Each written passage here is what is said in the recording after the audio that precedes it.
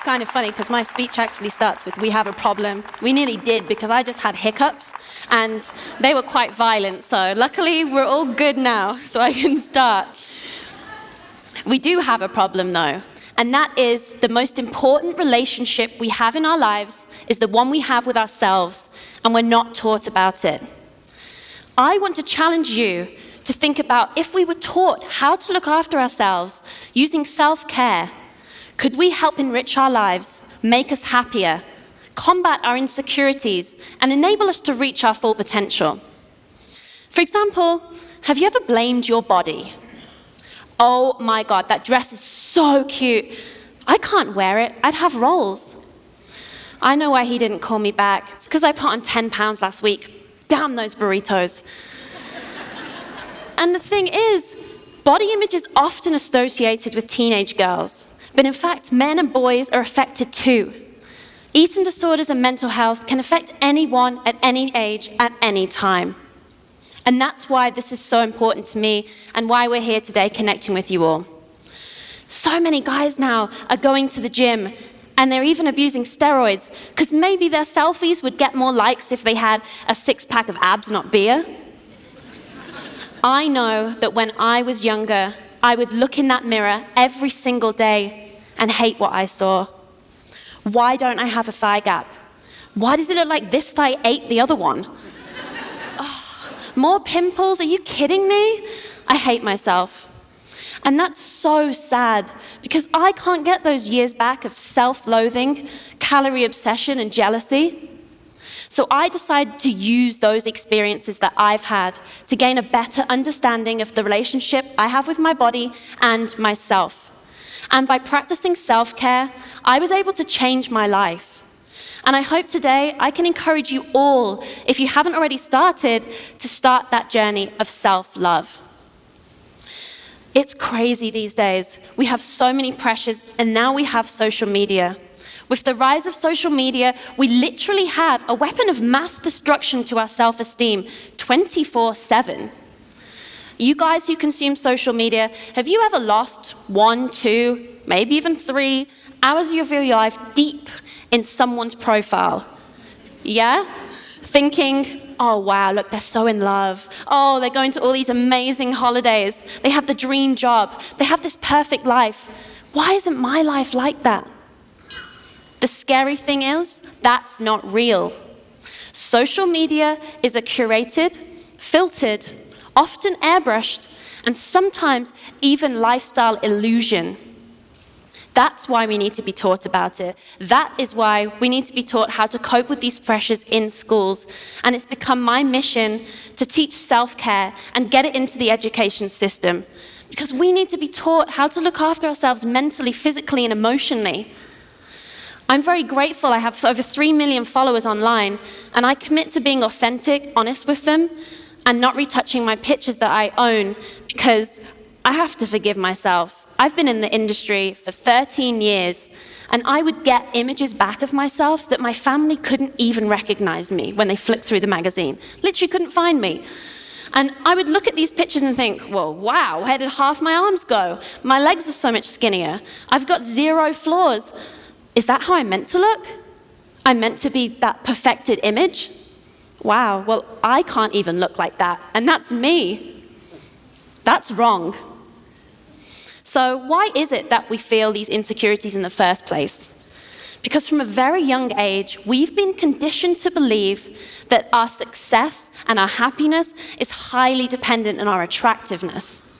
Think about all the prince and princesses you saw. Slim, toned, tall, proportional features. The magazines and celebrating severe weight loss that's actually unhealthy, or those who have been nipped and tucked to look 20 years younger. Because if we are insecure, we are a motivated consumer. We can be sold an anti-wrinkle cream by a 13-year-old, a push-up bra that looks absolutely ridiculous, because I've been on set years ago where they're actually wearing a bra under the bra to give unattainable cleavage. Yeah, that happens. So do butt pads.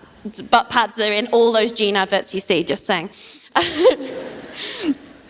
And I recently was trained by the National Eating Disorder Association of the US, who I'm an ambassador for, in something called the Body Project. It's the first scientifically proven course to help prevent eating disorders in young people. And it's just 4 one-hour sessions. The impact on these pupils was outstanding, and it confirmed to me that we need to be talking about this. So I thought I'd share with you some of that today. The main concept we teach is the beauty ideal myth. We get all the kids to have magazines, and they pick out the perfect body. And we then break it down for them. Okay, so what's the perfect body then? Well, it's tall, it's big boobs, small waist, or it's ridiculous abs, it's a tan, it's straight hair, it's no flaws. Is that real? No. Is that achievable? No. So what are the sacrifices and costs for you to try and attain this? It's so detrimental to your mental and physical health. And guess what? Who wins from this battle? The brands, the magazines, the pharmaceutical industry. And who loses? We lose. So we need to embrace our bodies for more than that. We need to stop trying to attain perfection because we're good enough already. And if we could start redefining the beauty ideal, imagine celebrating someone's achievements, their accomplishments, their personality, their morals and their values. To me, that's beautiful. I recently was challenged to get 3 women who would refuse to ever be in a bikini, to go in a bikini live on national TV in front of 3 million people and on the streets of London in front of crowds. And these were women who I generally talked to kind of school kids. They were older. There was actually a lady in her 70s who'd recently lost her partner and had excess skin. There was another lady who was a mother, and she'd had an eating disorder and really struggled with body image her whole life. And the other woman had been horrifically body shamed by an ex-partner. So we go backstage, and I'm going, okay, I hope I can do this. And they call me in, they're like, Iskra, you need to get in the changing room right now. They're all breaking down. Well, no wonder they stuck 3 women in a room with 1 mirror and 5 bikinis and said, you must choose one of these, and you're going to go out there in it. Like, come on, that's a lot of pressure. So I went in there and I taught them one of my biggest areas of self-care, which I call my mirror challenge. So initially they're standing in that mirror. The first thing they do, and I'm sure many of you do as well, is see your insecurities. We need to change that discussion. So I get them in front of a mirror in their bikinis and I tell them, pick out 5 things that you love about yourself. I gave them a few examples. And they started, well, I'm the life of the party. I'm an amazing friend. I'm creative. I'm independent. I'm hardworking. I'm courageous. And then they started thinking, ooh, you know, I'm pretty cool. They started feeling proud of themselves. And then I told them, now pick out 5 things that you love about your body for what it does for you. Because we want to change that discussion. It's not just about what your body looks like. Your body is an incredible thing. So they started saying the most, and it was so inspiring for me as well, because you never know what people are going to come up with.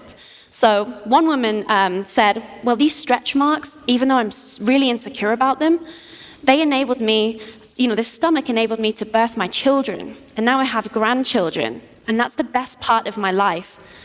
Another woman said, I'm grateful for these hands, because I was able to be a seamstress and provide for my whole family. The last woman said, well, I love my legs, because I love running through the English countryside. It calms me down, and it's what makes me happy. These women were smiling. They felt value. They were so proud of themselves. I then proceeded to tell them that not only is it going to change their life, being able to embrace their bodies and go out there and be confident, but for the women and men at home who feel just the way they did, it's going to help them too. For them to stand up there and be able to do it, it's hopefully going to empower them too as well. So I still didn't 100% know if they were going to do it, but we go out there right by the Thames in London, and sure enough, all 3 dropped their robes. There was tears, there was hugging. 2 of the women didn't even put the robes back on. They went all the way straight through the TV show, back up to the dressing room. We're like, well, here I am now, I'm doing it, so I'm not going back. It was life-changing, and I've never felt so purposeful or so filled with hope, and that's why I'm so excited to be here with you all today to kind of share those stories. And that's one of my main ways that I practice self-care. The next one is called a gratitude list. I have an example. I had to use it not that long ago. I was in LA with my boyfriend, and we went shopping. So we went to this store, and I saw these gorgeous designer jeans, and I was like, okay, I'm going to treat myself. So the store associate's like, what size are you? And I said, like a 12. I don't know what that is, maybe a 31. And she goes, well, the biggest size we have is this one, and it's a 29, but it's so stretchy. It's definitely going to fit. Everyone fits in it. So I was like, okay. So I go into the changing room, which is the worst place in the world. It's claustrophobic as hell. It's usually hot. The lighting's from above. The mirrors just are awful. And then it just feels like your inner demons are just there waiting to pounce on you. So I'm in there with these jeans, and it's like me against the jeans. And I'm there, and I'm like, okay, it's not going well. And then she's shouting in, I bet they look so good. And I'm like, not yet, getting there. And I kind of got to here, and I was like, Iskra, you're just going to have to give up. And that's when it hit. I broke. That 15-year-old me came back and said, you're unworthy of being in these jeans. You're too big. What's wrong with you? Why can't you fit into the biggest pair of jeans in the store? And that's when I was like, come on, Iskra, come on, use that self-care, go, go, go. I brought out my gratitude list. And I want you all to start your own right now, tonight, because it saved me in that moment. Wow, okay, I'm on holiday. I have a real boyfriend who loves me at this size, so clearly that's good. I'm in LA, I'm from England, that's awesome. I'm healthy, I'm alive, I have clean water. And then I started to think, what the hell are these jeans right here, this piece of fabric, trying to break me right now? These are not going to ruin my day. I refuse, flat out refuse to let this ruin how I feel about myself. So I used that self-care, that knowledge. Thank God I had that, because otherwise I would have gone out there a blubbering mess, and my boyfriend would have been like, what's wrong with you? So that is my other piece of self-care that I'm giving to you. If we go back, the reason why this can seem shallow to some maybe, but is actually really important, because there are some shocking statistics out there. Did you know, as a teenage girl, you are 12 times more likely to die from an eating disorder than any other illness? That there are over 30 million of us in the US alone that have an eating disorder. And that 90% of all children who die from suicide have a mental health condition. And as I mentioned earlier, social media is only growing. The pressure's only getting worse. And 52% of US teens now say they've been cyberbullied. I've experienced firsthand hate online, trolling online, and we also need to talk about that. That to me is also part of self-care, because the bullies are just putting their insecurities that they have onto you. I know that when someone says something nasty about me, it's a reflection of how they're feeling inside. But we need to educate people, we need to educate the victims and the bullies so that this stops happening. One way I like to do it is ignore it, report it, block it, delete it, act like it never happened. But I found another cool way, which was I recently got a comment, and for me it was hysterical, but actually a few of my followers got really upset about it because they said, you're the reason that the healthcare system is a mess. You need to put down your McDonald's and stop eating crisps. How ridiculous is that? I happened to be on set in my underwear doing a shoot with crisps around me, and I thought, this seems like a good opportunity to show them what I'm made of. So I decided to do a picture of me covered in crisps, eating the crisps as an FU. Like, hell no, are you gonna bring me down? I'm gonna keep eating crisps, even more now, actually. I really, really like crisps now. Because I wanted to empower myself. I wanted to be able to use something that was negative and turn it into a positive. And sure enough, I think that video got like 80 million views or something, because that's what we want to see. We want to build each other up. We want to empower each other. And I'm so grateful that I've been here today and been able to connect with you all, because I want to encourage every single one of you to invest in yourself right now. I want you to understand that if you learn self-care, practice self-care, you can then gift self-care. Imagine being able to give your loved ones the gift of self-love. Speak to your body in a loving way. It's the only one you've got, it's your home, and it deserves your respect. If you see anyone tearing themselves down, build them back up. And watch your life positively grow when you give up the pursuit of perfection. Because the real beauty ideal is being imperfectly you. Thank you so much, everybody. Thank you.